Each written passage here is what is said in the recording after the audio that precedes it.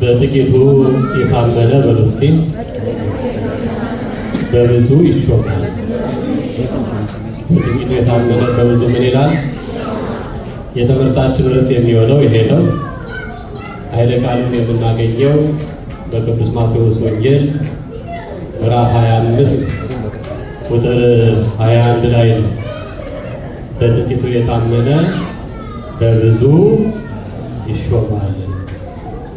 ዛሬ ቅድም እንደተነገረው ይህ ሳምንት ገብርኄር ይባላል። ስያሜው ወይም ትርጉሙ ደግሞ ቸር አገልጋይ ማለት ነው። የጸጋ ባለቤት የሆነው ወሀቤ ጸጋ አምላካችን መድኃኒታችን ኢየሱስ ክርስቶስ ለሰዎች ሁሉ ጸጋን የሚሰጥ፣ ለሰዎች ሁሉ ጸጋን የሚያድል፣ ለሰዎች ሁሉ ጸጋን የሚያትረፈርፍ፣ የሰጠውን ጸጋ በሚገባ የተጠቀሙ ሰዎች ደግሞ ከእግዚአብሔር ዘንድ ዋጋ የሚያገኙበት፣ የተሰጣቸውን ጸጋ በአግባቡ ያልተጠቀሙ ደግሞ በእግዚአብሔር የሚወቀሱበት፣ የሰራ ዋጋ የሚያገኙበት፣ ያልሰራ ደግሞ የሚወቀስበት ሳምንት ነው። የማቴዎስ ወንጌል ምዕራፍ 25 ቁጥር 14 ጀምረ ስናነብ እንዲህ የሚል ቃል ተጽፎ እናገኛለን። እስመ ከመ ብእሲ ዘይነግድ ወፀዋ ግብርቲሁ ወወሃቦሙ ንዋዮ ይትገበሩ ቦቱ። ወደ ሩቅ እንደሚሄድ ሰው፣ ወደ ሩቅ እንደሚጓዝ ሰው ባሮቹን ወይም አገልጋዮቹን ጠርቶ ነግደው ወጥተው ወርደው ያተርፉበት ዘንድ ገንዘቡን እንደሰጣቸው ሰው እንደዚሁ ይሆናል። እንደዚሁ ምን ይሆናል? ቦነ ዘወሃቦ 5 መክሊተ፣ ለአንዱ 5 መክሊት ሰጠው። ስንት ሰጠው? 5 መክሊት ሰጠው። ወቦነ ዘወሃቦ 2 መክሊተ፣ ለአንዱ ደግሞ 2 መክሊት ሰጠው። ወቦነ ዘወሃቦ 1 መክሊተ፣ ለአንዱ ደግሞ 1 መክሊት ሰጠው። ለአንዱ 5፣ ለአንዱ 2፣ ለአንዱ 1 ከሰጠው በኋላ ይህ ሰው ለባሮቹ ይህንን ከሰጠ በኋላ ወደ ሩቅ አገር ሄደ። እየተናገርኩ ያለሁት ወንጌል ላይ ያለው ቃል ብቻ ነው። ምናልባት ወንጌል ሲነበብ ቅድም ላልሰማችሁ መነሻ እንዲሆናችሁ። ከዛም በኋላ ጌታ ወደ ሩቅ አገር ሄዷልና ባለ 5 መክሊቱ ወይም 5 መክሊት የተቀበለው ሰው ወጥቶ ወርዶ ሌላ 5 መክሊት አተረፈ። 2 መክሊት የተቀበለው ሰው እንደዚሁ ሰርቶ ለፍቶ ደግሞ 2 መክሊት አተረፈ። ባለ አንዱ ግን ምናልባትም እነግዳለሁ ብዬ ብከስርስ፣ ሌባ ቢቀማኝስ፣ ወንበዴ ቢዘርፈኝስ ብሎ መሬት ቆፍሮ ቀበረው። ከብዙ ዘመን በኋላ ጌታቸው መጥቶ ተሳሰባቸው። ወሀዘ ይታሰቦሙ፣ ያ ጌታ የተባለው ገንዘብ የሰጣቸው መክሊት የሰጣቸው ሰው መጣና ስንት ነበር የሰጠዋችሁ? ምንስ ያክል ሰራችሁ አተረፋችሁ? ኑ እስኪ እንተሳሰብ አላቸው። በዚህ ሰዓት በዚህ ጊዜ ባለ 5ቱ መክሊት ወይም 5 መክሊት የተቀበለው ሰው ቀርቦ ጌታ ሆይ ለኔ 5 መክሊት ሰጥተኸኝ ነበረ፣ ይኸውና ሰርቼ ለፍቼ ደክሜ ሌላ 5 መክሊት አትርፌአለሁ፣ አይዋ 10 አድርጌ አቅርቤአለሁ። ይገርም። ምን ያክል ቢሰራ፣ ምን ያክል ቢደክም፣ ምን ያክል ቢለፋ ነው፣ ምን ያክል ውጤታማ ቢሆን ነው በአንድ ጊዜ ወደ ስራ ገብቶ 5 መክሊት ወስዶ 5 መክሊት ያተረፈ። ያ ማለት 100% ማለት ነው። 100% ያደረፈስ ጌታውም አደነቀው። ኦ ገብርኄር ወምእመን ዘበውሁድ ምእመነ ኮንከ ዲበብዙ ሰይመከ በውስተ ፍስሐ ወለእግዚእከ። አንተ ታማኝና በጎ አገልጋይ በጥቂቱ ታምናሃልና በብዙ እሾምሃለሁ፣ ወደ ጌታ ደስታ ግባ። ሁለተኛውን ቀረበ። ጌታ ሆይ 2 መክሊት ሰጥተኸኝ ነበረ፣ እኔም ሰርቼ ለፍቼ ደክሜ ተማርኮልኝ ሌላ 2 መክሊት አትርፌአለሁ፣ ይኸው 4 አድርጌ አቅርቤአለሁ። ጌታውም እንዲህ አለው፣ ልክ እንደ መጀመሪያው እንደ ባለ 5ቱ አንተ ታማኝ አገልጋይ በቂጡ ታምናልና በብዙ እሾምሃለሁ፣ ወደ ጌታ ደስታ ግባ። ስለ ቃሉ የአምላካችን እግዚአብሔር ስሙ የተመሰገነ ይሁን። ባለ 1 መክሊት ደግሞ ቀረበ። ያው ተራ መድረስ አይቀርም፣ ደረሰው ለሱ ቀረበና እንዲህ አለ፣ ጌታ ሆይ አንተ ካልዘራህበት የምታጭድ ካልበተንክበት የምትሰበስብ ክፉና ጨካኝ እንደሆንክ አውቃለሁና ፈርቼ መሬት ቆፍሬ በመሬት ውስጥ የሰጠኸኝን መክሊት ቀበልኩት። እንደው ያቺ የሰጠኸኝ አንዲት መክሊት እቺውና ብሎ አቀረበ ይላል። ጌታው መለሰ፣ አንተ አኬተኛና ክፉ አገልጋይ፣ እኔ ካልዘራሁበት የማጭድ ካልበተንኩበት የምሰበስብ ክፉ ጨካኝ መሆኔን ወዴት አወቅህ? ይልቁንስ አንተ ሰርተህ ባታተርፍበት እንኳን ሰርቶ ለሚያተርፍ ሰው መክሊቴን በሰጠው በተሻለ ነበረ አለው። ጌታም አሁንም ጨመረ። በዙሪያ የነበሩት ሰዎች እንዲህ አላቸው፣ እናንተ የዚህን ሰው 1 መክሊት ውሰዱ፣ ለባለ 10ም ስጡት፣ ላለው ሁሉ ይጨመረዋል፣ የሌለው ግን ያለው ያሱ እንኳን ይወሰድበታል። ይህን ክፉ ባሪያ ግን ይህን ሐኬተኛ ባሪያ ግን ወደ ውጭ ወደ ጨለማ አውጡት፣ በዛ ለቅሶና ጥርስ ማፋጨት ይሆናል። በድጋሚ ስለ ቃሉ የቃሉ ባለቤት እግዚአብሔር ስሙ የተመሰገነ ይሁን። ይህ ሳይጨመርበት በመጽሐፍ ቅዱሱ ላይ ተመዝግቦ የምናገኘው የእግዚአብሔር ቃል ከቁጥር 14 እስከ 31 ድረስ የተመዘገበው ኃይለ ቃል በጣም ሰፊ ሐሳብ ይዟል። በጣም ብዙ ምስጢር ይዟል። በጣም ብዙ ምሳሌ ይዟል። ከሰዓታችን አንጻር የተወሰኑትን አንስተን እንመለከታለን። መክሊት የሰጠ የመክሊት ባለቤት አለ። መክሊቱን የተቀበሉ ባሮች ወይም አገልጋዮች አሉ። የተሰጠ መክሊት አለ። መክሊቱን ተቀብለው ያተረፉ ሰዎች አሉ። መክሊቱን ተቀብሎ የቀበረ ሰው አለ። መክሊታቸውን በሚገባ በመጠቀማቸው የተመሰገኑ ሰዎች አሉ። መክሊታቸውን በሚገባ ባለመጠቀማቸው የተወቀሱ ሰዎች አሉ።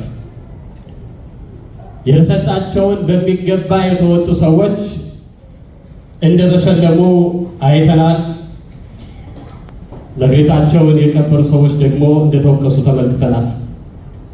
ያ የተሰጣቸውን መክሊት በማትረፋቸው በጎና ታማኝ ባሪያ ወይም አገልጋይ በመሆናቸው ወደ ጌታ ደስታ ግቡ ተብለዋል።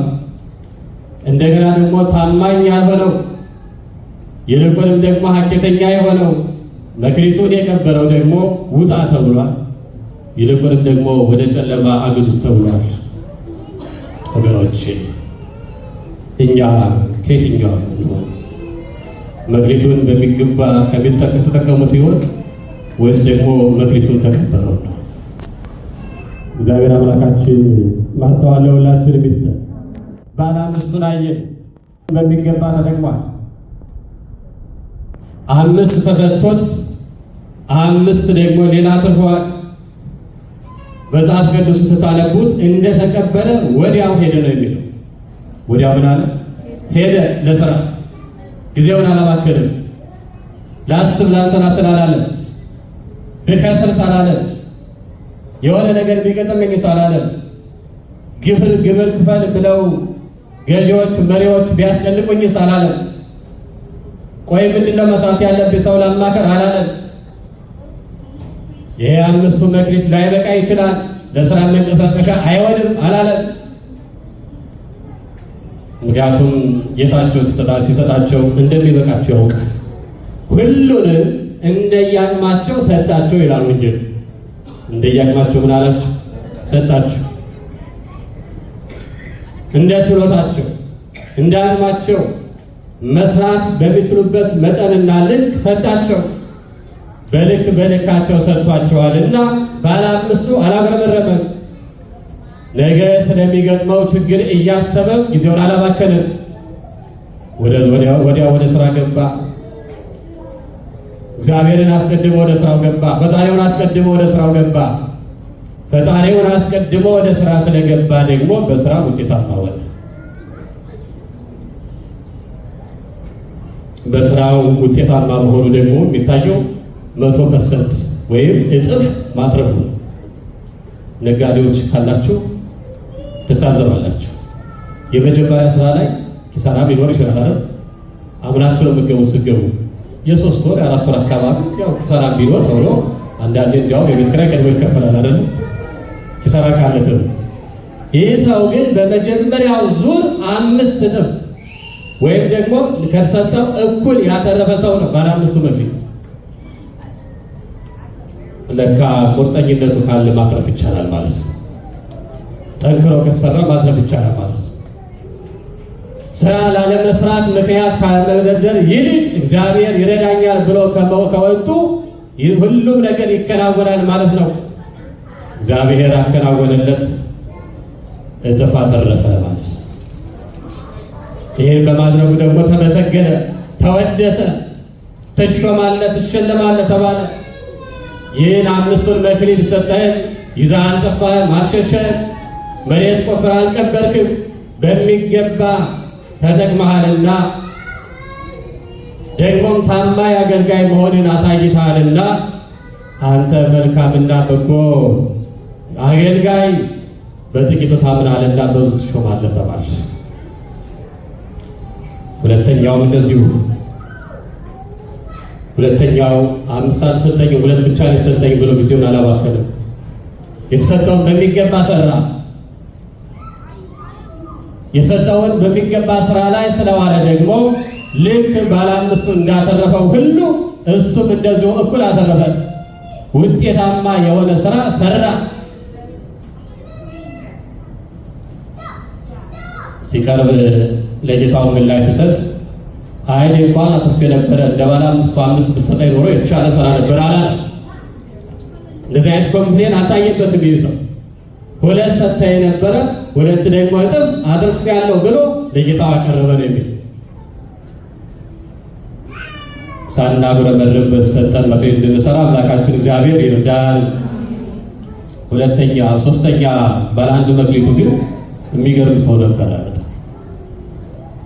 እንደ ጓደኞቹ እንደ ባልንጀሮቹ እሱም ወደ ስራ ከመግባት ይልቅ ስራ ሊሰራ ሲያስብ የሚታየው ሲከስር፣ የሚታየው ሌቦች ሲሰርቁት፣ የሚታየው ነጋዴዎች ወንበዴዎች ሲዘርፉት ነው።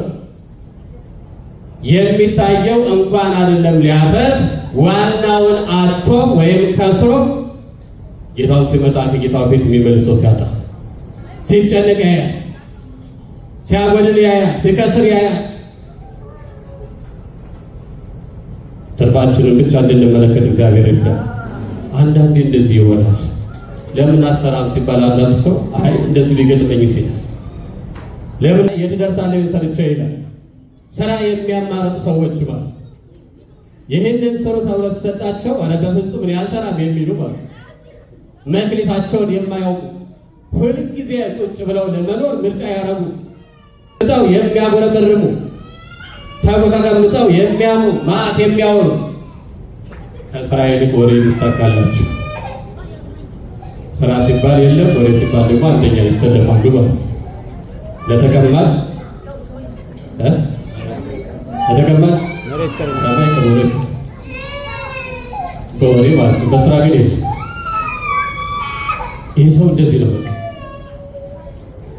በተሰጠው ከማትረፍ ይልቅ የያዛትን ነገር የሚገርማችሁ ነገር የራሱን ኪስ እንኳን አላምን ብሎ መሬት ውስጥ ቆፈሩ። አንዳንድ ሰዎች እኮ እንደዚህ ነው። ሰውን አይደለም ራሳቸውን ማመን ጋርጣቸው ማለት ነው። እግዚአብሔር ማስተዋል ይስጥ። ራሳቸውን ማመን፣ ሰውን ማመን ቀርቶ ራሳቸው ማመን የሚከብዳቸው የሚቸገሩ እምነት የጎደላቸው ሰዎች አሉ። ራሱን ባለማመኑ ኪሱን ባለማመኑ የተነሳ መሬት ቆፍሮ እስከ መቅበር ድረስ የደረሰ ሰው ወደ ጌታ ፊት ሲቀርብ ደግሞ የተናገረው ሰምታችኋል አይደል? ሰነፍ ሰው አካሉ ብቻ አይደለም የሚሰጠው፣ አይምሮው ጭምር ሰነፍ ነው። አይምሮው ጭምር ሰነፍ ስለሆነ ደግሞ በጌታ ፊት ቀርቦ የተናገረው ሰምታችኋል። አሁን ብር ለሰጠ ሰው፣ ገንዘብ ለሰጠ ሰው፣ ሰርተ ተለወጥ ላለ ሰው እንዲህ አይነት ቃል ይገባል። አንተ ክፉ ጨካኝ እንደሆንክ ስለማውቅ ያልዘራኸውን የምታጭድ ያልበተንከውን የምትሰበስብ እንደሆንክ ስለማውቅ መሬት ቆፍሬ ቀበርኩኝ። በእውነት እንዲህ አይነት መልስ የሚገባ ነው? የሚገባ ነው ወይ? ይገባል? ንገሩኝ። አይገባም። እሱ ግን እንደዚህ ብሎ መለሰ። መዝሙረ ዳዊት መዝሙር 13 ቁጥር 1 ላይ እንዲህ ይላል፣ ይብል አምድ በልቡ አልቦ እግዚአብሔር። ሰነፍ ሰው እግዚአብሔር የለም ይላል። በምኑ? በልቡ። ሰነፍ ሰው በልቡ እግዚአብሔር የለም ይላል። እግዚአብሔር ከእንደዚያ ስንፍና ያውጣ። ዛሬ ትውልዱ ከመበላሸት የተነሳ በልቡ ብቻ ሳይሆን በአእምሮ ጭምር እግዚአብሔር የለም ይላል። በአንደበቱ ብቻ ሳይሆን በብዕሩም ጭምር እግዚአብሔር የለም ይላል። በብዙ ነገር እግዚአብሔር የለም ይላል። እግዚአብሔር የለም ያሉ ሰዎች እነሱ አልፈው እግዚአብሔር ግን ለዘላለም ይኖራል። ብዙ እግዚአብሔር የለሶቹ በዘመናት ሁሉ ተነስተዋል። እግዚአብሔር የለም እያሉ አስተምረዋል። እነሱ አልፈው ዘላለማዊ እግዚአብሔር ግን ዛሬ ባለ ወደፊት ይኖራል። ክብር ምስጋና ለአምላካችን ለእግዚአብሔር ይሁን። ሁሌም እግዚአብሔር አለ እና ይህ ሰው ሰነፍ ስለሆነ እግዚአብሔር ከስንፍና ይጠብቀን እና የመክሊቱ ባለቤት ወይም መክሊት ሰጠ የተባለው ያ ጌታ የተባለው ማን ነው ካላችሁኝ፣ ለስም አጠራሩ ክብር ይግባውና ጌታችን መድኃኒታችን ኢየሱስ ክርስቶስ ነው። መክሊት የተባለው ልዩ ልዩ ጸጋ ነው። ባሮች ወይም አገልጋዮች የተባለው ደግሞ ምዕመናነ ክርስቶስ በክርስቶስ የምናምን የእኛ ምሳሌ ነው። የእኛ ምሳሌ ነው። የክርስቶስ ልጆች፣ የቤተ ክርስቲያን ልጆች፣ የእግዚአብሔር ልጆች ልዩ ልዩ መክሊት ወይም ጸጋ አላቸው። ያለ ጸጋ የተፈጠረ ፍጡር የለም። ሁሉም ለእያንዳንዱ ጸጋ አለ። ሐዋርያው ቅዱስ ጳውሎስ እንዳለ ሁሉም ለእያንዳንዱ የተለያየ ጸጋ ሰጥቶታል እግዚአብሔር። ይህ የሚያሳየው ወገኖች በቤተ ክርስቲያን ውስጥ ያሉ አገልጋዮች ሁሉ እግዚአብሔር ጸጋ እንደሰጣቸው፣ በቤተ ክርስቲያን ውስጥ የሚያገለግሉ አገልጋዮች ጸጋቸውን በአግባቡ የተጠቀሙት በእግዚአብሔር ዘንድ እንደሚመሰገኑ፣ በቤተ ክርስቲያን ውስጥ እያገለገሉ ጸጋቸውን በአግባቡ ያልተጠቀሙ ደግሞ እንደሚወቀሱ እግዚአብሔር እንደሚወቅሳቸው የሚያሳይ መጽሐፍ ቅዱስ ክፍል ነው ወገኖች። አዎ የቤተ መቅደሱ አገልጋዮች ከላይ ከጳጳሱ ጀምሮ እስከ ዲያቆኑ ድረስ ልዩ ልዩ ጸጋ ሰጥቷቸዋል። ጳጳሱ፣ ሊቀ ጳጳሱ ጳጳሳትን የመሾም ስልጣን፣ ከዲያቆን ቄሶችን የመሾም ስልጣን፣ ዲያቆናትን የመሾም ስልጣን ተሰጥቶታል። በተጨማሪም ደግሞ ማጥመቅ፣ ቀድሶ ማቁረብ የሚችል ስልጣን አለው ተሰጥቶታል። ይሄ መክሊት ነው። ይሄ ጸጋ ነው። ካህናቱም እንደዚህ ተሰጥቷቸዋል። አስተምረው ማጥመቅን፣ ቀድሰው ማቁረብን ተሰጥቷቸዋል። ይሄም ልዩ ልዩ ጸጋ ነው። ዲያቆንም ቢሆን ተሰጥቶታል። ያ የዲያቆን ስጦታ ደግሞ ተልእኮ ነው፣ መላላት፣ እንደ እስጢፋኖስ እንደ ቅዱስ እስጢፋኖስ እየተላላከ የእግዚአብሔርን ቤተ መቅደስ እንዲያገለግል እግዚአብሔርን እንዲያገለግል እግዚአብሔር ስልጣን ሰጥቶታል ወይም ጸጋ ሰጥቶታል። የዲያቆን ጸጋ አለ፣ የቄሱ ጸጋ አለ፣ የጳጳሱ ጸጋ አለ። ልዩ ልዩ ጸጋ ሰጥቶታል። ጳጳሱ በሚገባ ኤጲስቆጶሳትን ሽቦ፣ ካህናቱን ሽቦ፣ ዲያቆናቱን ሽቦ አጥልቆ አቁርቦ መክሊቱን ማትረፍ የሚችል ከሆነ በጥቂቱ ታምኗልና በብዙ ይሾማል። ወደ ጌታ ደስታም ግባ ይባላል። ኃላፊነቱን ከተወጣ መንጋውን ከጠበቀ የበጎች እረኛ መሆን ከቻለ ቤተ ክርስቲያንን ከጥፋት ክርስቲያኖችን ከስደት ማዳን ከቻለ ለመንጋው ጠባቂም ጠበቃም ተከራካሪም መሆን ከቻለ አንተ ታማኝ አገልጋይ ይባላል። በጥቂቱ የታመንክ አገልጋይ ይባላል። በብዙ ትሾማለህ ይባላል። ወደ ጌታ ደስታም ግባ ይለዋል እግዚአብሔር። ይህንን ኃላፊነት የተወጣውን ይህንን ኃላፊነቱን በሚገባ የሰራውን መክሊቱን ያተረፈውን እግዚአብሔር ይሾመዋል፣ ከፍ ከፍ ያደርገዋል። ወደ ጌታ ደስታም ግባ ይለዋል። በአንጻሩ ግን ይህንን ኃላፊነት ያልተወጣ ካህናቱን ዲያቆናቱን ሹሞ ቤተ መቅደሱን እንዲያገለግሉ ያላደረገ ቀድሶ ያላቆረበ አስተምሮ ያላጠመቀ ቤተ ክርስቲያን ያልጠበቀ የመንጋው ጠባቂ መሆን ያልቻለ መክሊቱን ያላተረፈ ግን በእግዚአብሔር ዘንድ ይወቀሳል። እግዚአብሔር ከወቀሳ ይሰውረን። ቄሱም እንደዛው የካህን ድርሻ ምንድን ነው? አስተምሮ ማጥመቅ ነው። ያላመኑትን ማሳመን ነው። ያመኑትን ማጽናት ነው። ያመኑትን መጠበቅ ነው። ቀድሶ ማቁረብ ነው። ምዕመናን ለንስሐ ማብቃት ነው። ለሥጋው ደግሞ ማብቃት ነው። ይሄ መክሊት ተሰጥቶታል። ይሄ ጸጋ ተሰጥቶታል።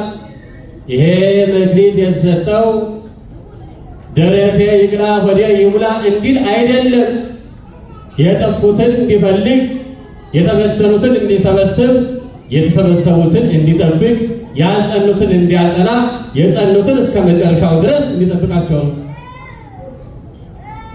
ለብሰን እንድንኩለሰነስ በልተን እንድንወፍር አይደለም የኃላፊነት የሰጠን። ይልቁንም ደግሞ የእግዚአብሔርን መንጋ በሚገባ እንጠብቅበት ነው። ይህንን አደራችን እንድንወጣ እግዚአብሔር በቸርነቱ ይርዳል። እንግዲህ ካህኑ 2 መክሊት ሰጥቷል ብያቸዋለሁ። ጳጳሱ 5 መክሊት ሰጥቷል ብያቸዋለሁ። ዲያቆኑ ደግሞ ስንት መክሊት ሰጥቷል? ስንት? 1 መክሊት ሰጥቷል። ያ ደግሞ ምንድን ነው ብያቸዋለሁ? ተልእኮ ነው። ከዛ ካህናቱ ምን እያሉ ይጸልዩለታል መሰላችሁ? አብጽሖ ሀበ ዘያቢ ማዕረገ ስመ ክህነት እንቲአነ። እኛ ወደ ደረስንበት መፍታት ማሰር መፍታት ወደሚቻልበት ስልጣን ወደ ክህነት ወደ ቅስና አድርሰው እያሉ ይጸልዩለታል። አይገርማችሁ? ከዲቁና ወደ ቅስና ከፍ እንዲል መናዘዝ እንዲችል ሥጋውን ፈትቶ ማቁረብ እንዲችል ምዕመናንን ለእግዚአብሔር መንግሥት ማብቃት እንዲችል የመንጋው እረኛ መሆን እንዲችል አብጽሖ ካይበ እኛ የደረስንበት ደረጃ አድርሰው ከፍ ከፍ አድርገው እያሉ ይጸልዩለታል።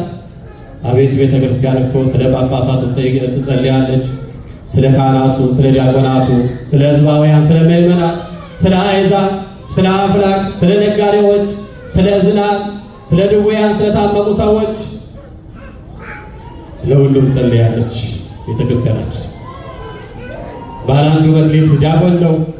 ዲያቆንም አነሰኝ ሳይል ተልእኮው አነሰ ሳይል በሚገባ ተልእኮውን ከተወጣ ከፈጸመ አንተ ታማኝ አገልጋይ ይባላል ማለት ነው።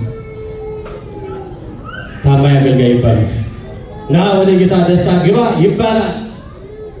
በሚገባ ኃላፊነቱን ካልተወጣ ደግሞ ልክ እንደ ጳጳሱ እንደ ካህኑ መወቀሱ ይባላል። አየኔ እኮ ተልእኮ ብቻ ናት ብሎ ወደ ኋላ ማለት የለበትም ማለት የለበት። በተሰጠን እንድናገለግል እግዚአብሔር አምላካችን ይርዳል። ቅዱስ ጴጥሮስ በዚህ በማቴዎስ ወንጌል ምዕራፍ 19 ቁጥር 27 ላይ እንዲህ ይላል፣ ሀደግነ ኩሎ ተለውላከ ምንተ እንከንረክብ። ታዲያ ይህን መክሊት ሰጥተን ዓለሙን ትተን አንተን ተከትለን የማሰር የመፍታት ስልጣን ሰጥተን እንድናገለግል ካረከን በኋላ እንዲያው በመጨረሻው በሰማይ ቤት የምናገኘው ዋጋችን ምንድነው ብሎ ጠይቆ ነበር። ዋጋችን ምንድነው ብሎ ጠይቆ ነበር። ምናለ ጌታችን መድኃኒታችን ኢየሱስ ክርስቶስ ሲመልስለት እናንተስ በዳግም ልደት ጊዜ በ12ቱ ዙፋን ላይ ተቀምጣችሁ በ12ቱ ነገደ እስራኤል ላይ ትፈርዳላችሁ። እያችሁ ወደ ጌታ ደስታ ግባ ተብሏል። ወደ ጌታ ደስታ ግባ የተባሉ እነዛ የመፍረድ ስልጣን እንኳን ሰጥቷቸዋል እግዚአብሔር። በዳግም ምጽአት አሁን ሐዋርያት ይፈርዳሉ ማለት ግን አይደለም። ያስተማሩት ትምህርት፣ የሰሩት ትሩፋት፣ ያደረጉት ተአምራት ሁሉ በእነሱ ላይ የሚፈርድባቸው ስለሆነ ነው። መክሊታቸውን በአግባቡ ከተጠቀሙ፣ አደራቸውን በአግባቡ ከተወጣቸው፣ በአግባቡ ከጠበቁ ያ ስራቸው የሚፈርድባቸው ስለሆነ እንዲህ አለ። ስለዚህ ጳጳሳቱም፣ ካህናቱም፣ ዲያቆናቱም መክሊታቸውን በአግባቡ ከተጠቀሙ እግዚአብሔር ይሸልማቸዋል፣ ይሾማቸዋል፣ ወደ ጌታ ደስታ ግባ ይላቸዋል። በአንጻሩ ኃላፊነታቸው ካልተወጡ ግን ይወቀሳሉ። በነገራችን ላይ የእግዚአብሔር ልጆች በዚህ ትምህርት ላይ ምሳሌ የሚሆኑት ጳጳሳት፣ ቀሳውስት፣ ዲያቆናት ብቻ አይደሉም፣ ምዕመናንም አሉበት። እኛ ሁላችን የማን አካል ነን? ከቃሉ ጋር ናችሁ። የማን አካል ነን? የክርስቶስ አካል ነን አይደል? ሐዋርያው እንዳለ ሁላችን የማን አካል ነን? የክርስቶስ አካል ነን። የክርስቶስ አካል መሆናችን ካመን ደግሞ የእያንዳንዱ የአካላችን ክፍል ምን አለው ማለት ነው? ስራ አለው አይደል? አይደለም? ስራ የማይሰራ የአካል ክፍል አለ? ዓይን ያያል፣ ጆሮ ይሰማል፣ አንደበት ይናገራል፣ አፍንጫ ያሸታል፣ እግር ይራመዳል፣ እጅ ይዛል፣ ይጨብጣል። አይደለም? ዓይናችን እንደሚያይ ካህናት ከሩቅ ምዕመናን አይተው እግዚአብሔርን የማያውቁ ከሆነ የማያምኑ ከሆነ ወደ እግዚአብሔር ያቀርቧቸዋል። ንስሐቸውን ተቀብለው ለንስሐ ያበቋቸዋል። የእግዚአብሔርን ቃል ነግረዋቸው ያጽናኗቸዋል። በአንደበታቸው ተናግረው ዓይን፣ ጆሮ፣ አንደበት የካህናት ምሳሌ ነው። በክርስቶስ አካል ውስጥ እኛ አለን ካልን እጅና እግር ደግሞ የምዕመናን ምሳሌ ነው። የማን ምሳሌ? የምዕመናን ምሳሌ ነው። ስለዚህ በእግራችን እንደምንራመድበት በእጃችን እንደምንይዘበት ሁሉ ምዕመናን ገዳማትን ጎብኝተው ወደ ገዳማት ሂደው በእጃቸው ሰጥተው መጽውተው ምን ይላሉ? ይድናሉ። ለምዕመናንም ለእያንዳንዱ የተሰጠው ጸጋ ነው። ለካህናት የተሰጠው መቀደስ፣ መዘመር፣ ማስተማር ሊሆን ይችላል። ለምዕመናን ደግሞ በተሰጣቸው ልዩ ልዩ ጸጋ አለ። ያንን ጸጋቸው መጠቀም አለባቸው። ያንን መክሊታቸው ማትረፍ አለባቸው። ካልሆነስ በእግዚአብሔር ዘንድ መወቀስ አለ ወገኖች። በእግዚአብሔር ዘንድ ምን አለ? መወቀስ። ማቴዎስ ወንጌል ምዕራፍ 25 ላይ ትርጓሜ ስትመለከቱት ባለ አምስቱ ትልቅ ከፍ ያለ ባለጸጋ፣ ባለ ሁለቱ ደግሞ መካከለኛ ባለጸጋ፣ ባለ አንዱ ዝቅተኛ ድሃ ሰው ብለው አስቀምጡት። እስከ አንድ ምሳሌ ላንሳላችሁ። መጽሐፍ ቅዱስ ላይ ተጻፈ። ሉቃስ ወንጌል ላይ ነው የምናገኘው። የነዌን ታሪክ ታስታውሳላችሁ አይደል? ነዌ ባለጸጋ ነው፣ ሁሉ ያለው ልብስ አማርጦ የሚለብስ አማርጦ የሚመገብ ሁሉ ነገር ያለው ሰው ባለጸጋ ነው። አንድ ደግሞ አልዓዛር የሚባል ደሃ ሰው ነበረ። ማን የሚባል? አልዓዛር። ያ ሰው ምንም ነገር የለው፣ የተራበ የተጠማ ሰው ነው። ነገር ግን ወደ ነዌ ቤት ሄዶ ፍርፋሪ ምግብ እንዲሰጠው ሲጠይቀው እምቢ አለ። ተርቦ ሊያበላው ተጠምቶ ሊያጠጣው አልቻለም። ታርዞ ሊያለብሰው አልቻለም። እንዲያውም ሞት ሁሉንም እኩል ያደርጋልና አልዓዛር ሞተ። ከዛም ወደ አብርሃም እቅፍ ሄደ ይላል ወንጌል። ከዛ ደግሞ ነዌ ያ ባለጸጋው መሬት አይንካ የሚለው መርጦ የሚበላ መርጦ የሚለብሰው ሰው ሞተ። ሁለቱም ሞቱ። ይሄኛው ባለጸጋው ግን ወደ ሲኦል ገባ። ወደ ሲኦል ከገባ በኋላ ነዌ ማነው አልዓዛርን በማን እቅፍ አየው ይላል? በአብርሃም እቅፍ። በማን እቅፍ? ስለ ነፍሳተ ሙታን ስንጸልይ ምንድን ነው የምንለው? ደጋግ ስራ ሰርተው ባለፉት በአብርሃም በይስሐቅ በያዕቆብ እቅፍ አስቀምጥልን አይደል የምንለው? አያችሁ ነፍሳት ወደዛ ነው የሚሄዱ ማለት። ያ ድሃው ሰው አልዓዛር በአብርሃም እቅፍ አለ። ነው የተባለው ባለጸጋውስ ያለመጸወተው፣ ያላበላው፣ ያላጠጣው የተራበ ሰው እያየ ያን አልፎ የሄደው ሰው ወደ ሲኦል ገባ። ሲኦል ውስጥ ደግሞ መከራ አለ፣ እሳት አለ፣ ግርፋት አለ፣ ብዙ ነገሮች አሉ። ከሩቅ ማንን አየ? አልዓዛርን በማን እቅፍ? በአብርሃም እቅፍ አየው። አብርሃም አባት ሆይ እባክህን ከመከራው ጽና የተነሳ ጉሮሮ የደረቀ አልዓዛርን ላክልኝና ጉሮሮዬን ያርጥብልኛል። አያችሁ፣ በዚህ ዓለም ይለመዱ የነበሩ ሰዎች ወደኛው ዓለም ለማኝ ሆናሉ። በዚህ ዓለም ብዙ ነገር ያላቸው ሰዎች ወደኛው ዓለም ምንም ነገር የላቸው። በዚህ ዓለም ሁሉ የነሱ ይሆንላቸው፣ በዛኛው ዓለም ባዶ ይሆናሉ። እግዚአብሔር ከባዶነት ሁላችንም ያወጣል። እና አብርሃም ምን አለው? ነው ወይ በአንተና በእኛ መካከል ትልቅ ገደል አለ። እኛ ወደ እናንተ መምጣት አንችልም፣ እናንተ ወደኛ ማለት አትችሉ። አልዓዛር በዚያኛው ዓለም ላይ ሳለ በመከራ ውስጥ ይኖር ነበረ። አንተ ደግሞ ትጽናና ነበረ ማለት የፈለከውን ትበላ ትጠጣ ነበረ። አሁን አልዓዛር በዚህ ይጽናናል በገነት በመንግሥተ ሰማያት፣ አንተ ደግሞ በተራህ ትሰቃያለህ። እግዚአብሔር ከስቃይ ሁላችን ይሰውር። በአብርሃም እቅፍ መሆን ትፈልጋላችሁ ወይ? መክሊታችሁን ተጠቀሙት። ወደ ጌታችሁ ደስታ ወደ ጌታ ደስታ መግባት ትፈልጋላችሁ? መክሊታችሁን በአግባቡ ተጠቀሙ። እግዚአብሔር የሰጣችሁን ነገር አክብሩ። ለእግዚአብሔር ታማኝ ሆኑ። ለአምላካችሁ ታማኝ ሆኑ። ለፈጣሪያችሁ ታማኝ ሆኑ። ለሃይማኖታችሁ ታማኝ ሆኑ። ለቤተ ክርስቲያን ታማኝ ሆኑ። በጥቂቱ የታመነ በብዙ ይሾማል። እግዚአብሔር በሰጣችሁ በትንሹ ነገር እንታመን ወገኖቼ። ዛሬ በእግዚአብሔር መታመን አቅቶናል። ለእግዚአብሔር መታመን አቅቶናል። ያ ብቻ ሳይሆን ባል ለሚስቱ መታመን አቅቶታል። ሚስት ለባሏ መታመን አቅቶታል። ጓደኛ ለጓደኛው መታመን አቅቶታል። ቤተሰብ ለቤተሰቡ መታመን አቅቶታል። አንዱ ለአንዱ መታመን አልቻለም። መዝሙረኛው ልበ አምላክ ቅዱስ ዳዊት እንደተናገረ መዝሙር 11 ቁጥር 1 አድነን ኢየሱስ መሃል ቀይር ወደ ሃይማኖት በጓለ ቀይያ። አቤቱ አድነኝ ደግ ሰው አልቋልና። ምን አይነት ሰው አልቋል? አላችሁ እንደምን አደራችሁ? አቤቱ አድነኝ በሉ እስኪ። ምን አልቋልና? 8 ቢሊዮን ህዝብ እያለው ምናቸው 8 ቢሊዮን ህዝብ እንኳን እንዲያው በዛ ሳይወጥ ይቀራል። አሁን የቆየ ቁጥር ነው ማለት ከ8 ቢሊዮን ህዝብ ወገስ ይጠፋል። ሰው እንኳን አንዳንድ ሰው መካከል ሆነንም ሰው ይርበናል አይደል? ሰው ጋር ሆነንም ሰው እናጣለን። ደግ ሰው፣ መልካም ሰው፣ እግዚአብሔርን የሚፈራ ሰው፣ ታማኝ ሰው፣ የኔ የምንለው ሰው፣ ምስጢር የሚይዝ ሰው፣ ችግራችን የምናካፍል ነገር ብለነው የነገርነውን መልሶ አትንገር ብሎ የማይናገር ምስጢር የአደባባይ የባቄላ ወፍጮ የማያደርግ በእምነቱ የጸና በምግባሩ የቀና መልካም ሰው ደግ ሰው የለም። ወደ ሃይማኖት መጓለ መህያው ከሰው ልጆች መተማመን ጎሏል ይላል። ምን ጎሏል? ማንን ያምናል? ቤተሰብ መንግስት ለመንግስት አይተማመንም። ህዝብ ለህዝብ አይተማመንም። ጓደኛ ለጓደኛ አይተማመንም። ባልና ሚስት አይተማመኑ። አምስተኛ ያሉ ፕሮፋይል ይገባብታል። ካለመተማመን የተነሳ ማለት ነው። እግዚአብሔር ከዚህ ሰው አያችሁ። ለእግዚአብሔር የታመነ ሰው ለጓደኛው ይታመናል። ለአምላኩ የታመነ ሰው ለሚስቱ ይታመናል። ለፈጣሪዋ የታመነች ለባሏ ትታመናለች። ለእግዚአብሔር ያታመነ ለማንም ለማንም ይታመናል። ለፈጠረው ለእግዚአብሔር የማይመች ለማንም ሊመች አይችልበት። እግዚአብሔር ደግሞ በጥቂቱ ታምናልና በብዙ ሾመሃለው ያለው የታመነው ሰው ያታመነውን አይደለም።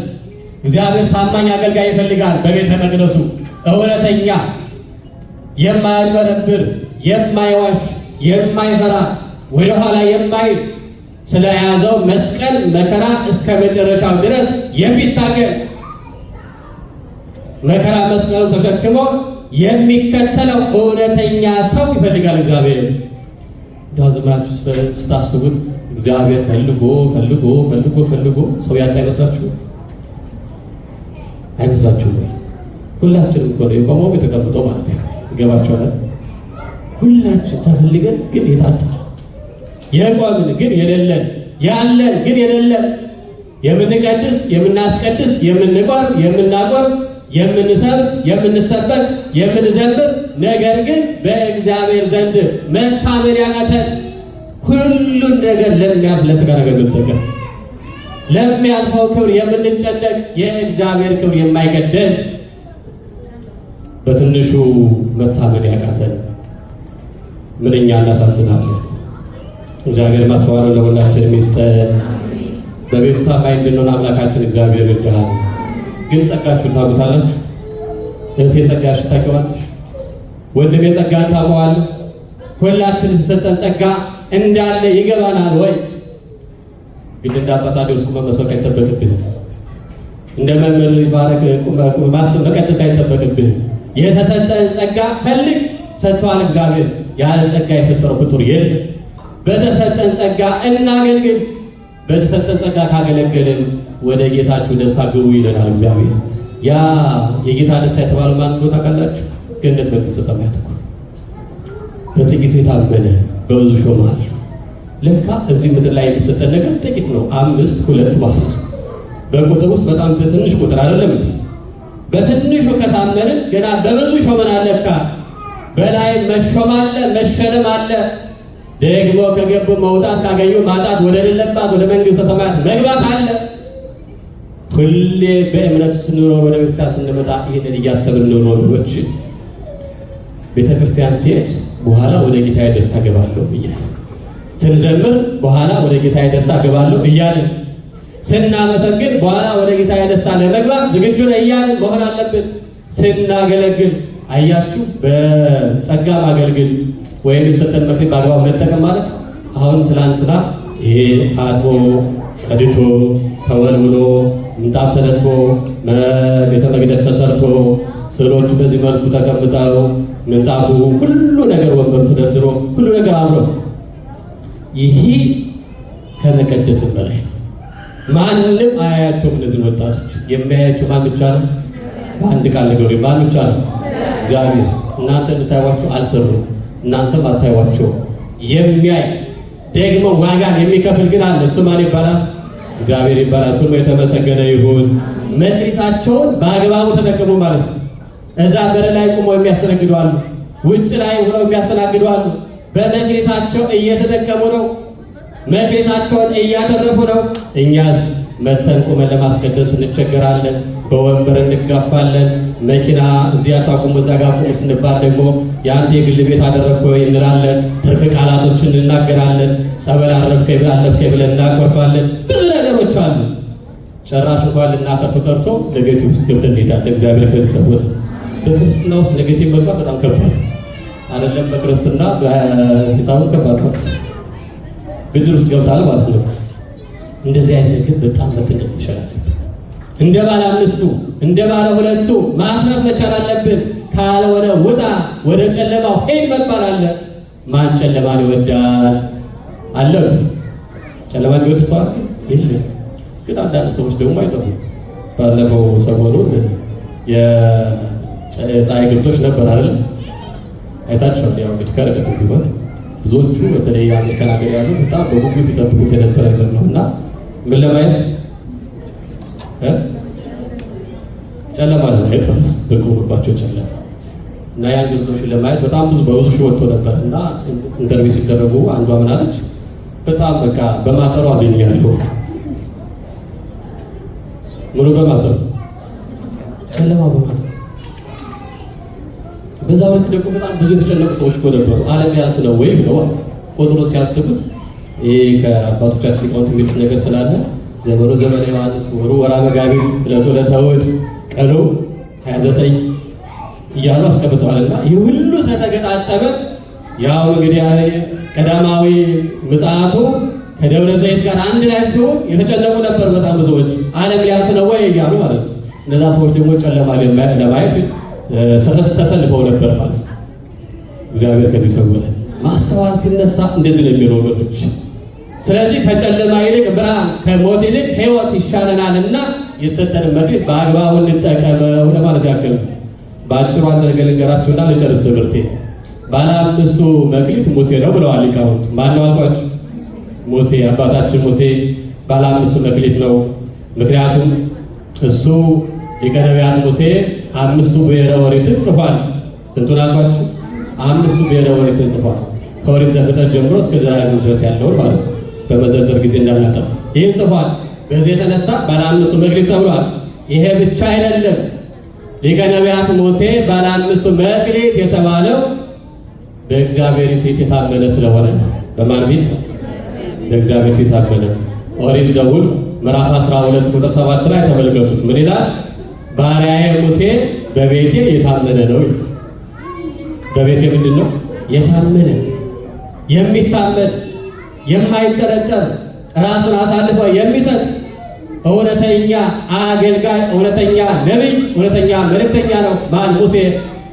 በሚገባ መክሊቱን ያተረፈ ሰው ስለሆነ ባለ 5ቱ መክሊት እሱ ነው ብለዋል ሊቃውንት። ይህ ብቻ ሳይሆን ከመንጋው ይልቅ የራሱን ሕይወት አሳልፎ የሰጠ ሰው ነው። እግዚአብሔር ይህ ሕዝብ በድሎኛ ጣዖት አምልኳል ላጥፋውና በሌላ ሕዝብ ላይ ልሾም ሲለው ምንድን ነው ያለው? እነሱ ከምታጠፋቸው እኔ ከሕይወት መጽሐፈ ሰርዘኝ ነው ያለው። እውነተኛ አገልጋይ በዚህ መክሊቱን አተረፈ። ከሕዝቡ ሞት ይልቅ የራሱን ሞት፣ ከሕዝቡ ጥፋት ይልቅ የራሱን ጥፋት ተመኘ። ሕዝብ ጠፍቶ እንዴት ነው ይኖራለዋል? ስለዚህ ባለ 5ቱ መክሊት ነው እሱ አትርፏል። እንደሱ እንድናተርፍ አምላካችን እግዚአብሔር ይርዳን። ባለ 2ቱ መክሊት ማለት ነው ቅዱስ ጴጥሮስ። ቅዱስ ጴጥሮስ በ3 ነገሮች፣ አንደኛ ብሉይና ሐዲስ ኪዳንን እያስተማረ ብዙዎችን አሳምኗል፣ አጥምቋል። በዚህ የተነሳ ባለ 2ቱ መክሊት ተብሏል። ሐዲስ ኪዳን ያለ ብሉይ ኪዳን አይተረጎምም፣ አይመሰጠርም። ግዴታ ሐዲስ ኪዳን ስናነብ ወይም ስናስተምር ብሉይ ኪዳን እያጣቀስን ስለሆነ ማለት ነው። ብሉይ ኪዳን ንባብ ነው፣ ሐዲስ ኪዳን ትርጉም ነው ማለት ነው። ስለዚህ በዚህ አትርፏል። አንደኛው ይሄ ነው። ሁለተኛው ደግሞ 2 መልእክታቶችን ጽፏል። ጴጥሮስ መልእክት አንደኛውና ሁለተኛው ይባላል። 2 መልእክቶችን ጽፎ ብዙዎችን አሳምኗልና ባለ 2 መክሊት ተብሏል። ይሄ ብቻ አይደለም፣ እስከ መጨረሻው ድረስ ጸንቶ አምላኩን ለማክበር ተዘቅዝቆ ጭምር ተሰቅሏልና ባለ መክሊት ነው። መክሊቱን አትርፏል። በረከቱ በሁላችን ላይ ይደርብን። ባለ 1ዱ መክሊት ታውቁታላችሁ። ማን ይመስላችሁ? ይሁዳ። ይሁዳ ማንም ማለት ተመርጧል፣ ተጠርቷል። ከ12 ሐዋርያት መካከል ሆኖ ነበረ። ነገር ግን የሰጠውን መክሊት አልተጠቀመበትም። ይልቁንም ደግሞ ወፍሮ ቀበረው። ከጌታ ክብር ይልቅ እግዚአብሔር ከሰጠው ክብር ይልቅ የራሱን ክብር ወደደ። እግዚአብሔር ከሰጠው ጥቅም ይልቅ የራሱን ጥቅም ወደደ። በትንሽ ብር ያው በ30 ብር ጌታውን ሸጠ። ከዚህ የተነሳ ይህ ሰው ጌታውን ከሸጠ በኋላ ሄዶ ታንቆ ሞተ። ይህን ክፉ ባሪያ ወደ ምን አውጡት?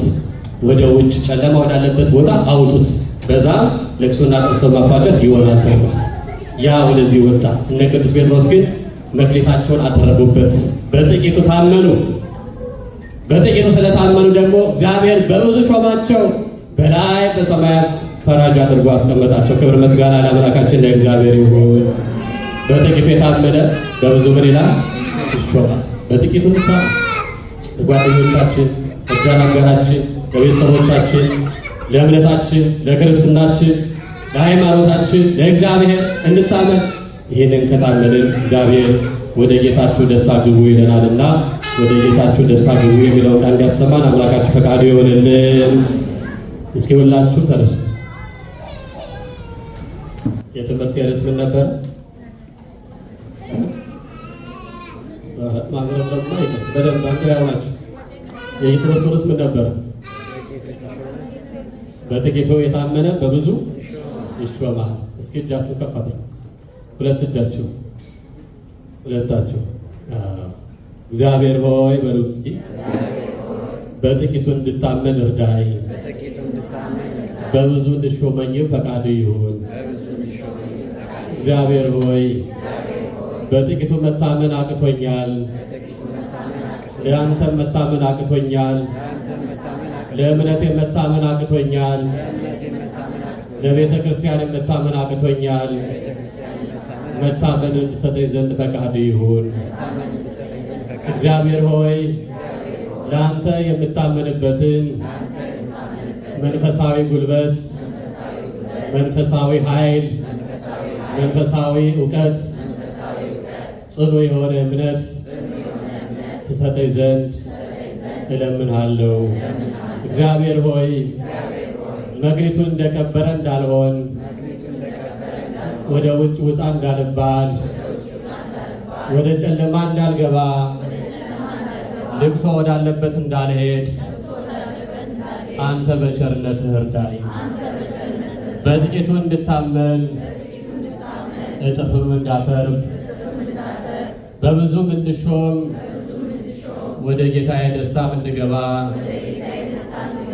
የአንተ ቅዱስ ፈቃድ ይሁን። አሜን። በጥቂቱ የታመነ በብዙ። ወስብሐት ለእግዚአብሔር። አሜን።